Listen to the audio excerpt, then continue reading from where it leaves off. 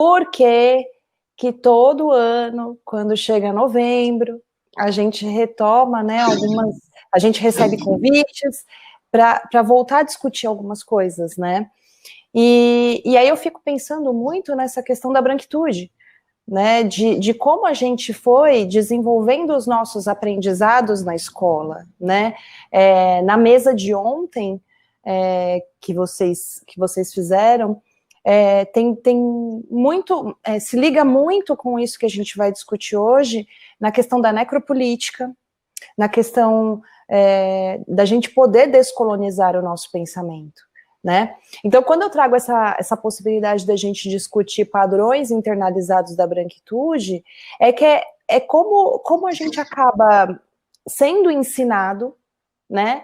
Que é o que a Chimamanda traz do perigo da história única, né? Que eu acho que até o Pedro comentou, que a professora fez ontem essa colocação, porque a gente acaba tendo acesso a um tipo de história, né? Olha só o processo histórico que a gente tem para chegar a uma lei, né, a assinatura em 2003 da 10.639, depois 2008 da 11.645. Então, tudo isso são movimentos que são feitos para que a gente tenha possibilidades de discutir sobre outras perspectivas, né? Não só sobre aquela que dizem que é a única, né? Porque o projeto político de Brasil, ele é fundado na necropolítica, né? Quando você fala da ideologia do branqueamento, né? Quando você traz a ideia de 2012 a gente não teria negros, né? Que foi a fala, né? No primeiro Congresso Mundial das Raças em Londres em 1911, né? Que ele traz esse dado com a ideologia de branqueamento. Então, quando você diz assim, por que as pessoas não nos ouvem, ou por que todo ano a gente tem que retomar muitas coisas, é exatamente isso, né, que a gente, a branquitude como um sistema, né, e eu acho que é importante a gente trazer um elemento que não estou falando de uma pessoa branca, né, eu estou falando de uma estrutura de poder, né, e pautada num projeto político de nação do Brasil, né, que se apoiou em pseudociências, né, para exterminar, depois de expoliar. Então são anos, muitos anos de expoliação, e a partir do momento que se torna uma república, né, na primeira república, há a necessidade de se exterminar, né? E a gente percebe isso hoje, quando você diz, Fátima, e que as pessoas às vezes chegam, né, nos espaços de vocês e não respeitam o território, não respeitam a cultura, questionam, né? Eu acho que o questionamento é sempre importante para a gente poder evoluir, pensar e até reformular os nossos próprios pensamentos, né? Mas você tocou num ponto muito delicado que é o respeito à cultura, né? Que é o respeito ao outro, que é o respeito ao território, às tradições, né? Como se as tradições orais elas não fossem constructos, né? E elas são, né? Então, esses padrões internalizados, quando eu trago isso, padrões internalizados da branquitude, eu estou falando de um sistema, né? E de um sistema que ainda hoje opera no extermínio, né? Na necropolítica, em dificuldades, impossibilidades de acesso, né? Por exemplo, quando você diz que para estudar o número de escolas que se tem e o número de escolas quilombolas, né, que se tem para garantir a transmissão dessas questões culturais, né? Então, isso tudo ainda faz parte dessa política, né? Só que é tão internalizado pelas pessoas brancas que a gente não questiona, né? Porque a gente parte que discutir raça, discutir racismo, não é o nosso papel, não é nosso papel enquanto branco, né? Não é nosso isso, né? Aliás, quando a gente trabalha essa questão da branquitude, do racismo, as pessoas se ofendem, né? As pessoas brancas, porque elas partem de um princípio que elas são boas e por isso elas não são racistas, né? E ainda está na premissa do moral, não está na premissa de uma construção social, porque biologicamente a gente já ultrapassou essa discussão. A discussão sobre raça, ela é social, ela é sociológica, né? Então, biologicamente, a gente já resolveu, mas se a gente está aqui hoje, se a gente está aqui despendendo um tempo para compartilhar, as pessoas que estão aqui também, é porque a gente precisa ainda discutir sobre isso, né? Amanhã é o dia da paciência negra, em que as pessoas vão, né, não precisa se falar sobre raça, somos todos iguais. Dentro de tudo isso que a Fátima trouxe, eu queria fazer um convite às pessoas brancas que puderam ouvir a fala. Somos todos iguais?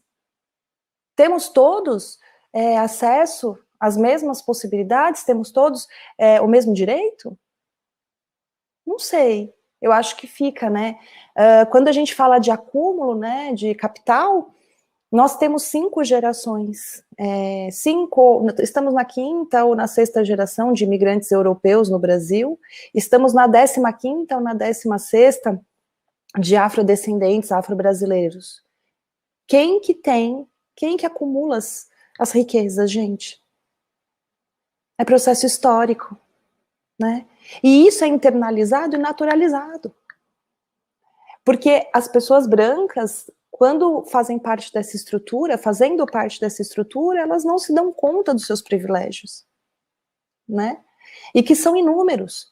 Privilégios, por exemplo, de eu não passar por uma filtragem racial, né? Então, por exemplo, eu, enquanto mulher branca, entro numa loja, por exemplo, ou em algum lugar, e eu não me preocupo se eu posso mexer na minha bolsa ou se eu não posso.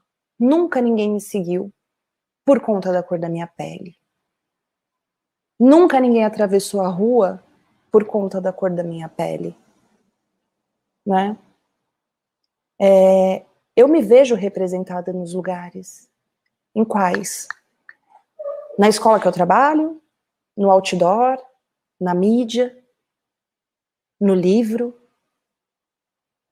Então, a gente acaba internalizando e naturalizando, a ponto de todos os anos, e por muitos anos ainda, eu acredito, Fátima, que a gente vai ter que discutir isso, né? Até que se crie uma consciência social do que a gente pode fazer para trabalhar a partir da perspectiva do antirracismo, né? Você fala uma coisa que eu me identifiquei demais, do desenvolvimento da sua identidade racial, da sua consciência racial, e eu me identifico demais, porque eu só fui me dar conta que eu sou branca há 5 anos.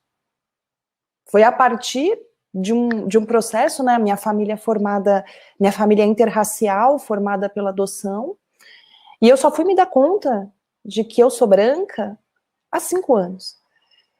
Então, assim, o quanto esse movimento de consciência racial e da identidade racial, ela é importante para que a gente evolua nessa discussão, né? Todos os anos, e não só no mês de novembro, né? Que a gente possa ter discussões em outros momentos do ano, e que também pessoas negras falem das suas produções, dos seus avanços, dos seus processos, dos seus conhecimentos, enfim. Então, a gente ainda tem uma estrutura, né, esse racismo estrutural muito ainda pautado na branquitude.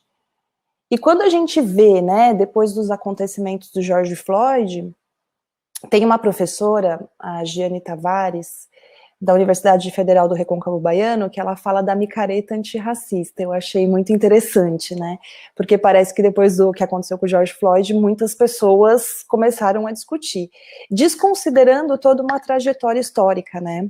Então, quando a gente tem aí as políticas afirmativas, as leis, todo esse processo que vem para que a gente possa discutir, né, outros conhecimentos dentro da escola, né? A escola é um espaço muito importante para a gente poder trabalhar essas questões multiculturais, né?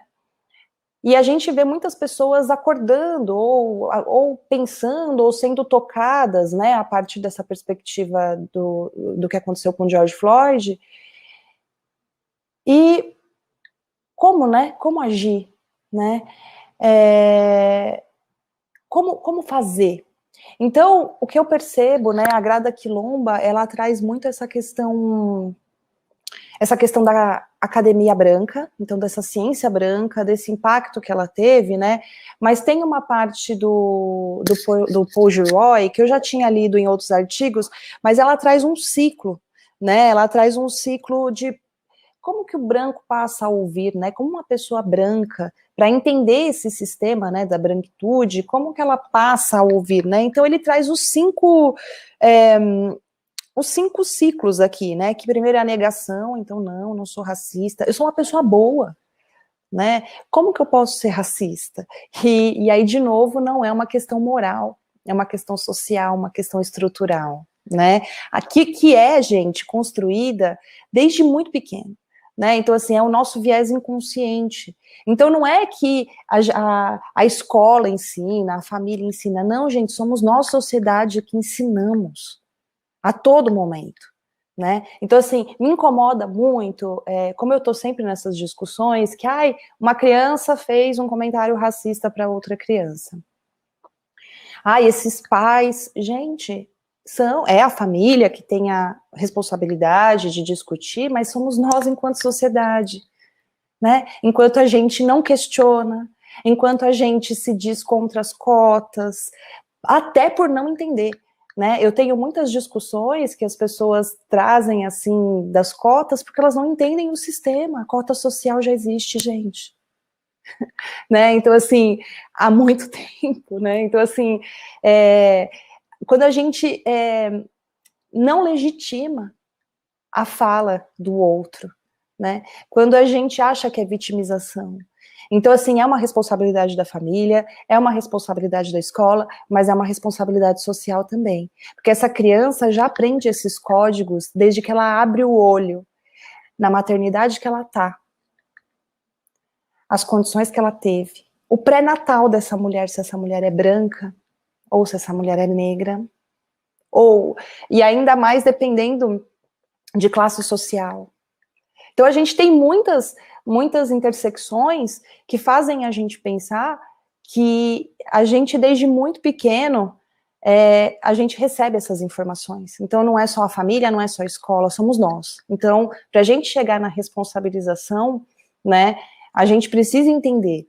E aí o Paul Gilroy traz esse ciclo, né, da negação. Então, não sou racista, não pode, imagina, nunca fiz um comentário, né, nunca, mas fez inúmeras outras coisas que nem se deu conta, ocupa posições de privilégio e não pensa em como pode usufruir dessas posições de privilégio, ou de abrir mão dos seus privilégios, né. Eu ainda fico pensando muito comigo na questão de abrir mão de privilégios, e eu tenho usado o meu espaço de privilégio, né, então, assim, acho que não sei se abrir mão, mas usar esse espaço.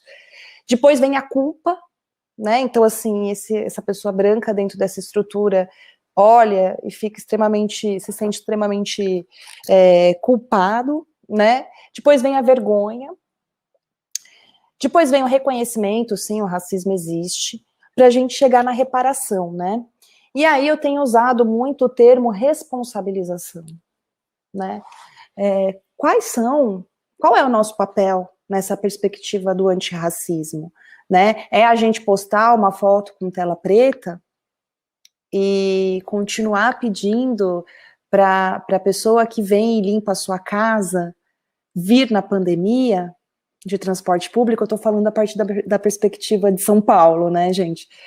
Então você posta foto, mas não abre mão e não continua mantendo os pagamentos. Então, o que adiantou você postar uma foto com tela preta? Entende? E isso é um padrão internalizado, porque eu também não quero não quero que achem que eu seja racista. E aí tem a Robin DiAngelo, ela tem falado muito sobre fragilidade branca, né? E ela fala que nós, brancos, não temos resistência racial para discutir o tema, né?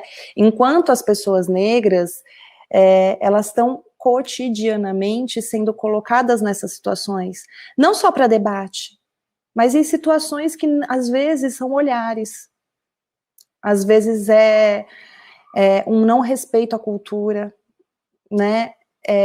Achar que é vitimização. Então, é essa questão que eu trago como para a gente partir para uma perspectiva antirracista, dentro de todo esse processo, todos esses avanços, mesmo que ainda muito tímidos, mas são avanços. Quais são os padrões que a gente internaliza? E a gente está disposto realmente a romper com eles? A gente está disposto realmente a lidar com a dor de assumir que a gente é racista e não ficar entrando num processo, num looping de culpa, né? A Tatiana Nascimento, gosto bastante dos textos dela, e ela traz assim, sua culpa branca você leva para terapia, né? E é bem isso, porque senão a gente entra num looping e não consegue sair dessa culpa, a gente não adquire resistência para entrar num debate racial. E, inclusive, para pensar em alternativas, sabe? Muitas vezes, uma das perguntas que mais aparecem, assim, para mim, o que eu posso fazer para auxiliar nessa luta antirracista, né? E eu acho que existem tantas coisas, né, que a gente pode fazer, tem tantas possibilidades, né? Usar o nosso espaço de privilégio, né? Entender, fazer questionamentos da estrutura do lugar que você está. Que estrutura que é essa? Né? Ela beneficia quem? Né? Quantas pessoas que convivem com você nas suas relações afetivas de amizade? E quais são as pessoas que estão te servindo em alguma situação? Né? Então, assim, para a gente chegar no ciclo da responsabilização, a gente precisa compreender que existe uma estrutura. E, inclusive, uma estrutura que, um processo histórico que nos foi negado a aprender. Né? Então, por exemplo, os meus alunos, às vezes, eles ficam muito em choque quando eu falo dos decretos, né, de facilidade para os europeus chegarem ao Brasil, né? Então, assim, que tivemos cotas para brancos já, né? Apoio. Então, assim, enquanto a gente teve todo esse processo de colonização e escravização no Brasil, eu fico muito ainda mexida, né? Porque é muita violência, né? A gente teve um processo para branquear o Brasil apoiando pessoas brancas. Então, se hoje a gente está na 5ª geração de europeus que tem um acúmulo de capital, eu acho que a gente precisa também refletir, porque a gente está na 15ª, lutando e pensando em políticas de acesso, né? E que muitas vezes são minimizadas, que muitas vezes são desconsideradas, que muitas vezes são ditas como mimimi. Então, eu deixo aqui a minha colaboração com problematizações, né? Se a gente quer uma sociedade mais justa e mais igualitária, eu acho que passa por um processo de consciência racial e de busca por alternativas dentro da sua bolha, né? Dá para fazer, eu acho muito bonito quando a Fátima traz os projetos, né? Mas você pode fazer por você. Você pode começar por você, né? A partir da perspectiva do antirracismo. Mas você tem que reconhecer que todas essas políticas afirmativas, elas são políticas de reparação histórica, né? Você precisa reconhecer o racismo que está dentro de você. Você precisa parar para entender que, assim, você só consegue, eu vou falar, né? Eu só consigo sair para trabalhar e, enfim, poder fazer minhas coisas porque eu tenho alguém que cuida dos meus filhos enquanto eu tô fora, né? Então a gente está falando aí de uma estrutura social, né? Que ainda beneficia algumas pessoas e ainda busca o extermínio de outras. A cada 23 minutos um jovem negro é morto no Brasil. Juliana Borges, eu acho que é a Juliana Borges que traz o encarceramento em massa. Quem são essas pessoas? E isso, gente, é construto histórico do país. Quando a gente tinha ontem o professor Estânio, né? Ele trouxe muito essa questão da necropolítica, ele trouxe a lei dos capoeiras. Quando a gente tem uma abolição não estruturada, né, totalmente desestruturada e forçada, o que acontece? Então, eu acho que a gente precisa, primeiro, né, alguém escreveu aqui da importância de estudar, de ler, né, e também de ter a humildade. Eu sempre digo isso, da humildade de se assumir racista, né, para você poder começar a pensar em possibilidades de construção de conhecimento, porque existem inúmeros conhecimentos que, por exemplo, a comunidade da Fátima pode trazer, ampliar, mas ainda na academia branca não são conhecimentos que podem ser construídos, né? Porque não são tradições orais, não seguem a ABNT, não controlam variáveis, né? Mas são de uma pertença de uma cultura e que precisam não apenas ser respeitados, mas enaltecidos, né? Então, eu deixo aqui a minha contribuição, e se você, pessoa branca que está ouvindo, que você possa refletir sobre quem é você nessa estrutura, né? E quando falam de privilégio, existem muitos que você provavelmente vive todos os dias e nem se dá conta, porque é como se eles fossem dados para você, né? E as cotas não tiram vagas de ninguém, né? Elas abrem espaço para uma política de reparação histórica pautada na necropolítica. É isso, gente.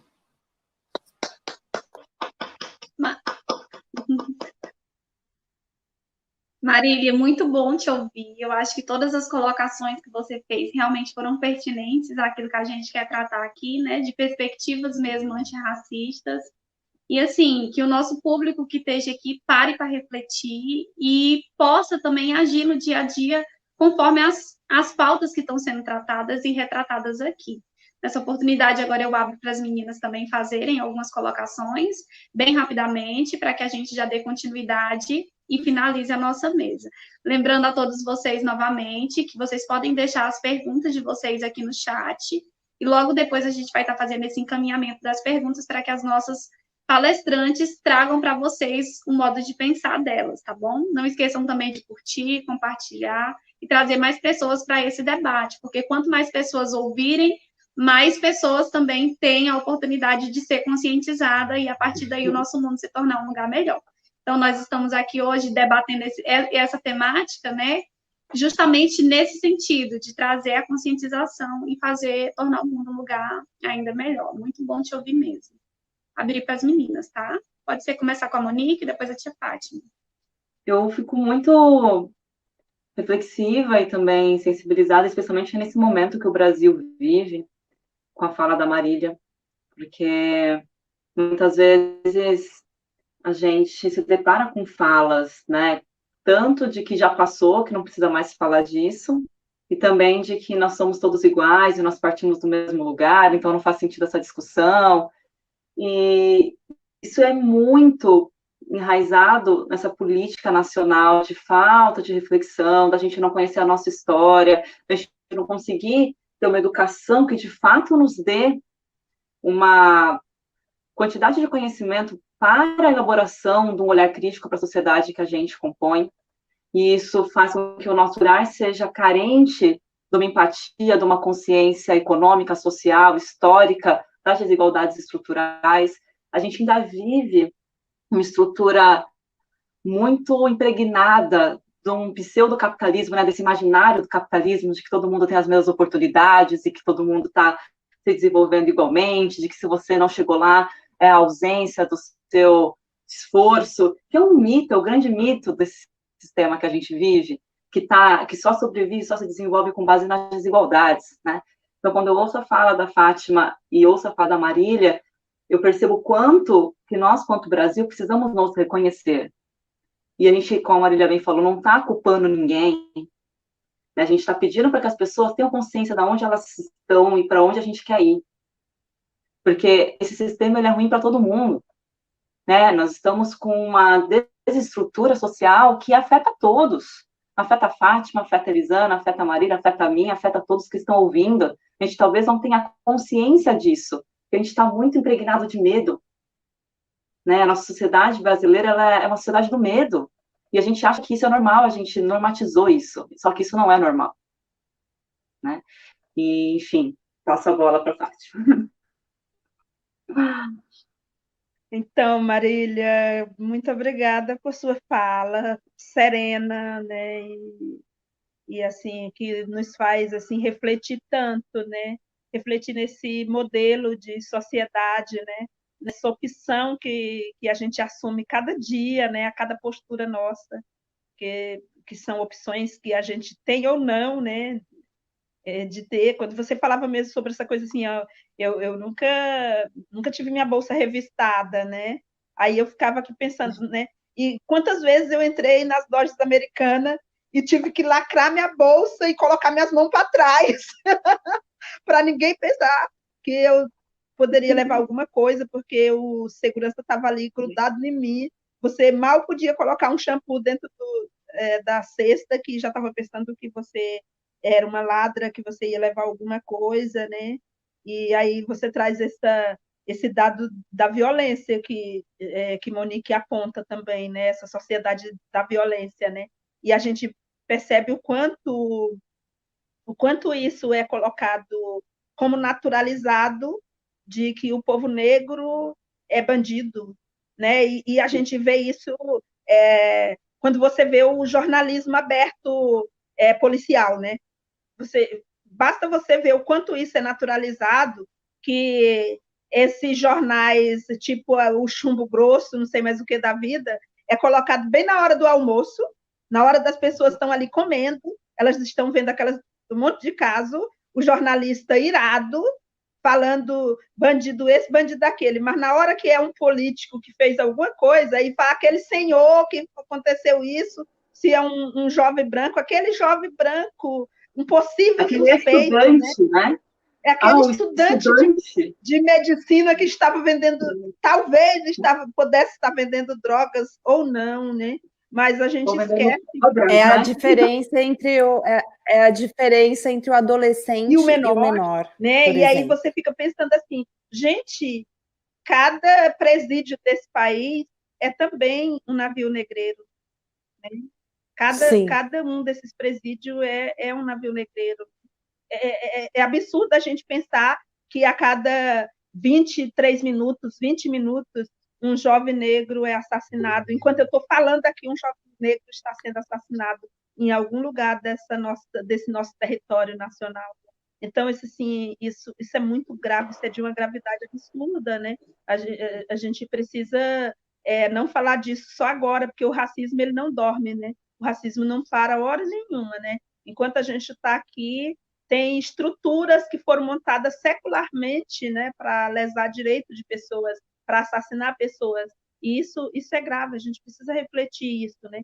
Então, assim, quando eu falo assim que eu me preocupo muito da minha fala militante, dessa fala tão forte, mas ao mesmo tempo eu também não tenho compromisso nenhum de ter fala equilibrada, não. Minha fala é para desequilibrar mesmo, porque é outra voz, né? Se fosse para mim vir aqui falar a voz da academia, era só vocês chamarem quem é acadêmico para falar. Né? Aí não me chama. Não me chama. Ah, não quer me ouvir, por que me chamou? Então, assim, se me chamar, eu vou falar. Eu vou falar do meu jeito. Então, assim, a gente fica muito preocupado com essa estrutura de nação que nós temos. A gente precisa romper com esses valores, né,